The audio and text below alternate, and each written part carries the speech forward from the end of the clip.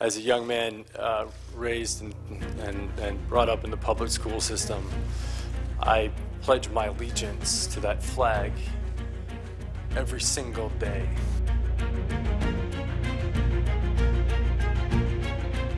I'm here today to defend the right to pursue happiness. Ashton Kutcher has just revealed something so shocking it's impossible to ignore. He says he did it and can't live with the truth anymore. Known for his charm and comedic roles, this confession flips the image of the fun-loving star completely upside down. What could drive someone so admired to say they've reached their breaking point? Let us dig deeper into this chilling revelation that forced Kutcher to retire from the movie industry for the rest of his life. Brittany Murphy's tragic final days. Kutcher's relationship with Brittany Murphy was one of those early Hollywood love stories that everyone seemed to root for. But after their short-lived romance, Murphy's tragic death in 2009 sent shockwaves through Hollywood. At only 32 years old, she was found unresponsive in her Hollywood Hills home. Pneumonia, anemia, and a mix of medications were listed as the cause, but the strange circumstances surrounding her passing sparked endless theories. How does a vibrant, successful actress go from living her dream to a sudden, unexplained death? Before we delve into this, it's clear that Brittany's story holds far more disturbing layers than anyone could have expected, and this revelation won't be the only one to leave you speechless. What made it even more bizarre was the home where she died. Brittany bought the mansion from Britney Spears, who reportedly sold it because of unsettling experiences. Murphy herself hated the house, describing it as unlucky and even haunted. When she begged her husband, Simon Monjack, to move, he refused, insisting they couldn't abandon such an expensive property. Yet this very home became the site of not one but two deaths within months, as Monjack was also found dead there in 2010. Both deaths were eerily similar, leading some to believe that the house itself held a dark power. Let's not forget the mold theory. Both Brittany's and Simon's deaths were rumored to be linked to toxic mold in the house. Her mother even claimed this was a factor, but official investigations dismissed it. Still, whispers about the property's eerie vibe and its role in their deaths persisted. The stories of spiritual portals, bad energy, and strange occurrences only made people more suspicious. Was it just bad luck, or was something far more sinister going on? Before Brittany's tragic passing, a well-known actor was scheduled to pick her up for a date, but ended up finding her home locked and lights off. Later, when news broke of her death, he publicly mourned, but kept his distance from the controversies that followed. Yet his involvement in another chilling case shows how tragedy seems to follow him. In 2001, his then-girlfriend Ashley Ellerin was eliminated. Arriving late to pick her up that night, he saw what he thought were wine stains on her floor through the window. The next day, it was revealed those stains were her blood. The Hollywood Ripper, as her criminal was later called, was eventually caught and convicted. Still, his proximity to such a horrific crime raised eyebrows. It doesn't stop there. Recent allegations have brought even more troubling details to light. This same actor, now known for his advocacy against trafficking, has been accused of involvement in activities that directly contradict his public persona. Rumors link him to questionable Hollywood parties where underage individuals, including actress Davei Chase, were allegedly exploited. Chase, who was only a child star at the time, reportedly crossed paths with him at one of these events. Her career took a nosedive soon after, adding more weight to the disturbing allegations. How does a man celebrated for his philanthropy and comedic charm end up tangled in such controversies? His own confession, vague but telling, hinted at something he could no longer hide. Was it guilt over Murphy's death? Regret from his proximity to Ellerin's crime? Or is there an even darker truth that Hollywood's polished image is desperate to cover up? And then there's Mila Kunis, his wife, who recently made headlines by moving out amid the rising tension. While official statements cite personal reasons, insiders suggest she's distancing herself from the storm brewing around her husband. Could this be tied to his recent confession? Or perhaps it's a reaction to the growing scrutiny over his connections to these chilling events. Just when Brittany Murphy's story seemed to end, new questions came up about others in Hollywood. The child star who disappeared from the spotlight. DeVay Chase's life story has all the twists and turns you'd expect from a child star thrust into the limelight. Born on July 24, 1990 in Las Vegas, Nevada, she didn't stay in the flashy city for long. Her family soon moved to the small town of Albany, Oregon, where she grew up in what seemed like a regular childhood. But even as a little girl, there was something about DeVay that stood out. By the age of 3, she was stealing the show at local events with her singing and dancing, already showing hints of the star she would become. Her parents recognized her talent early and supported her dreams of joining the entertainment industry. At just 7 years old, she appeared in a Campbell's soup commercial, her first taste of the big time. From there, doors kept opening. Around the same time, she landed a lead role in a musical theater production called Utah. That was no small achievement for someone so young. By the time she was 8, DeVay was auditioning for TV shows and movies, taking every opportunity she could get. While some early projects didn't pan out, her persistence paid off. In 2003, she landed a role on Fox's Oliver Bean as the quirky best friend Joyce, setting the stage for what was to come. Her big break came in 2002 when Disney cast her as the voice of Lilo in Lilo and Stitch. This wasn't just any animated film, it became a global sensation. Lilo was quirky, brave, and full of heart, and DeVay's voice brought her to life in a way that connected with audiences worldwide. The iconic line, "Ohana means family, and family means nobody gets left behind or forgotten," resonated far and wide. It wasn't just about the words, it was the emotion she poured into the role. Disney liked her so much they had her continue voicing Lilo in the TV series, video games, and other spin-offs. At this point, DeVay wasn't just a kid playing a part, she was a rising star. Then came her darker, unforgettable role. Also in 2002, she played Samara Morgan in the horror film The Ring. That chilling image of the girl crawling out of the TV? That was DeVay. Her haunting performance earned her an MTV Movie Award for Best Villain. This role proved she wasn't just a one-note actress. She could handle complex, intense, and even terrifying characters with skill far beyond her years.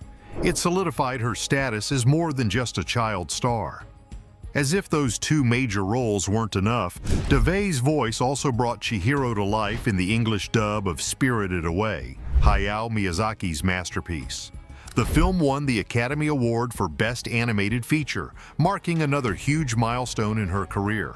By the age of 12, DeVay Chase had accomplished what most people can only dream of in a lifetime.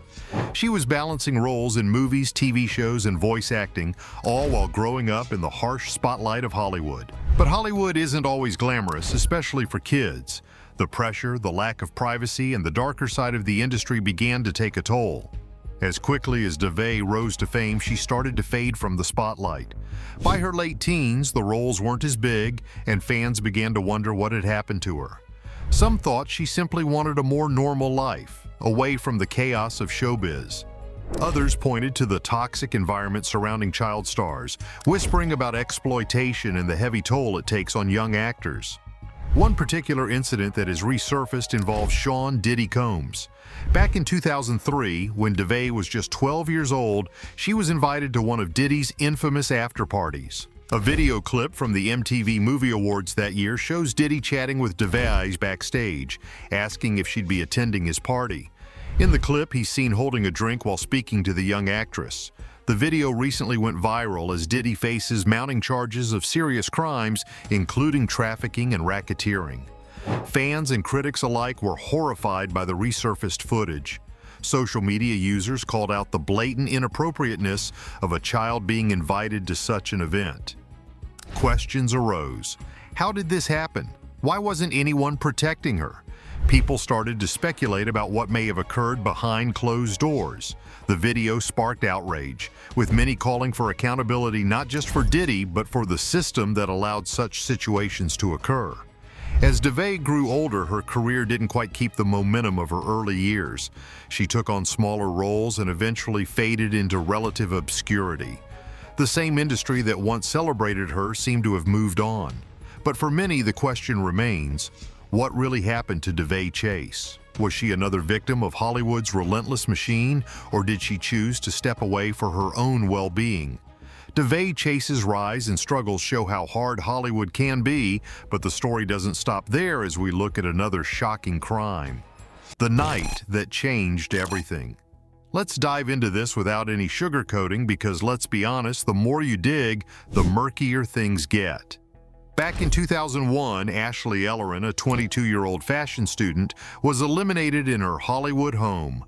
She was hurt 47 times while preparing for a date with none other than Ashton Kutcher himself.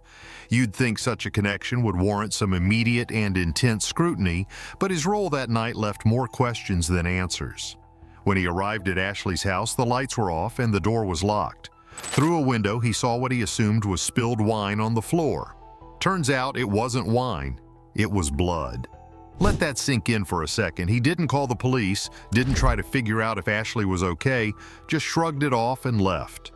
The next morning, Ashley's roommate found her body and the scene was nothing short of horrifying. This wasn't just a random act of violence, it was a calculated attack later linked to Michael Gargiulo, a man known as the Hollywood Ripper. But even after Gargiulo's conviction, the actions taken that night have continued to raise eyebrows. Fast forward nearly 2 decades to 2019. He testified as a key witness in Gargiulo's trial, claiming he freaked out when he learned Ashley had been eliminated, especially since his fingerprints were on her front door. But here's the kicker. Fans and observers alike couldn't help but notice how detached and almost indifferent he seemed when recounting the events. How does someone see what looks like a crime scene and not call for help? It's no wonder conspiracy theories have popped up, suggesting he might know more than he's letting on. And then there's the Mila Kunis angle. His wife has reportedly started distancing herself, and rumors of a split are swirling. Some claim Mila might even be cooperating with authorities, potentially sharing explosive information about his ties to shady figures, including Sean Diddy Combs. The idea of being connected to a larger web of corruption isn't as far-fetched as it sounds. After all, Diddy's history is riddled with allegations, from financial schemes to ties with some of the darkest corners of the entertainment industry. Now, let's not overlook the fact that his and Diddy's friendship goes way back. Diddy, who's gone by more names than we can keep track of, Puffy P. Diddy Love, was a powerhouse in the 90s. He built Bad Boy Entertainment into a juggernaut, raking in millions with artists like the Notorious Big. But his empire wasn't just about music. Diddy had his hands in fashion, TV, and business ventures, rubbing shoulders with Hollywood's elite. Their connection might seem harmless on the surface, but dig deeper, and things get a whole lot sketchier. The whispers about Mila providing information to federal investigators have only added fuel to the fire. Could she know something that could bring her husband's world crashing down?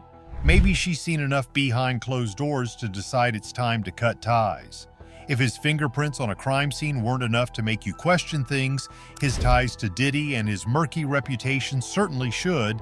Diddy's influence has been massive, but with influence comes power. And power, as we've seen time and again, can corrupt. This isn't just about one bad night or one questionable relationship, it's about patterns. The actions, or lack thereof, on the night of Ashley's crime don't sit right with a lot of people. Connections to figures like Diddy only deepen the suspicions. What does it all mean? Is this just a case of bad luck and bad decisions, or is there a darker truth lurking beneath the surface? Whatever it is, it's clear that the clean-cut image has taken a massive hit, and the questions aren't going away anytime soon. As these stories unfold, we see links that seem simple at first, but point to deeper problems in the world of fame and power. A controversial defense of a friend. Remember that old MTV prank show, Punk'd? It was chaotic, funny, and had him as its ringleader. But the connection to big names didn't end there.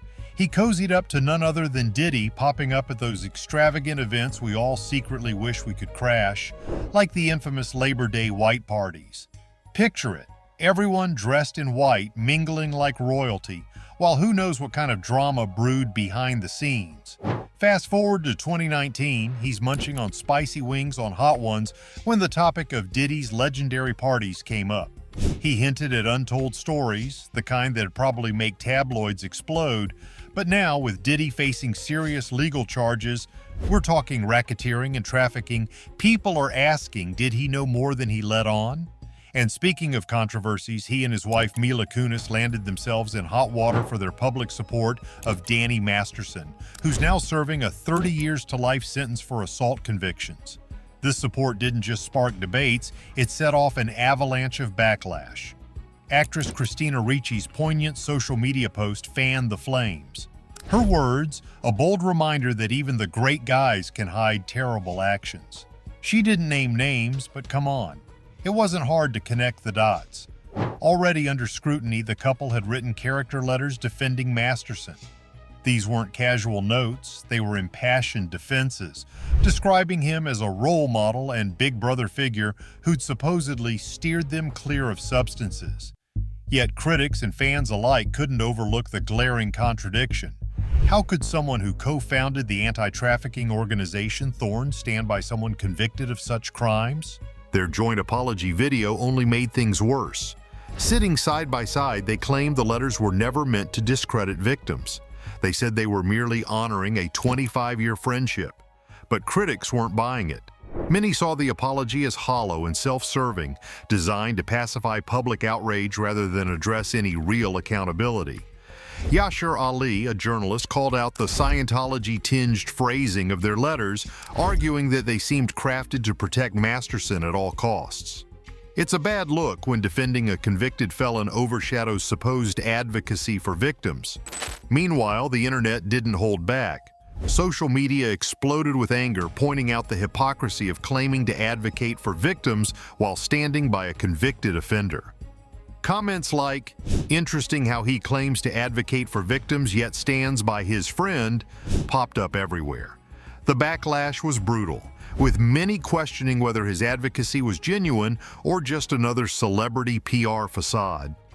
Adding fuel to the fire, Ricci clarified her earlier post wasn't meant to target the couple specifically, but she admitted that the uproar made her think about how hard it is to reconcile the people we've admired with the horrible things they've done. Her words were a wake-up call. "Believing victims is tough, but it's necessary," she wrote. It's a sentiment that struck a nerve, especially as more allegations against powerful figures come to light. Now, let's circle back to Diddy. With his legal troubles front and center, it's hard not to wonder about all those wild nights Ashton hinted at during his Hot Ones appearance. Were they just harmless parties, or was there something darker lurking beneath the glamour? Diddy's ongoing investigation for racketeering and trafficking raises questions about who knew what and when. Ashton's silence on the matter only fuels speculation. And then there's the Scientology angle. Masterson's conviction has drawn attention to the controversial practices of the Church of Scientology, which has long faced accusations of protecting its high-profile members. The phrasing in Ashton and Mila's letters, as noted by critics, seemed eerily aligned with Scientology's rhetoric. This connection has only deepened public mistrust of the couple, painting them as complicit in a system designed to shield predators. All of this begs the question: where does accountability begin and end in Hollywood? Ashton and Mila's downfall serves as a stark reminder that the court of public opinion can be as unforgiving as it is swift. In a world where scandals can make or break careers overnight, their handling of the Masterson controversy has left a permanent stain on their reputations. And with Diddy's legal battles unfolding, it seems the industry is bracing for even more bombshells. Is this just the tip of the iceberg? Hollywood's history is riddled with tales of excess, abuse, and cover-ups. Ashton Kutcher and Mila Kunis may have thought their carefully crafted public personas would protect them, but their missteps have revealed cracks in the facade. As for Diddy, his legal troubles could unravel a web of hidden truths that stretches far beyond his glamorous parties. It's clear we haven't heard the last of this saga. Is Ashton Kutcher's confession a genuine cry for redemption, or is it part of something much bigger, possibly connected to the dark side of fame? Tell us what you think in the comments, and don't forget to like and subscribe for more.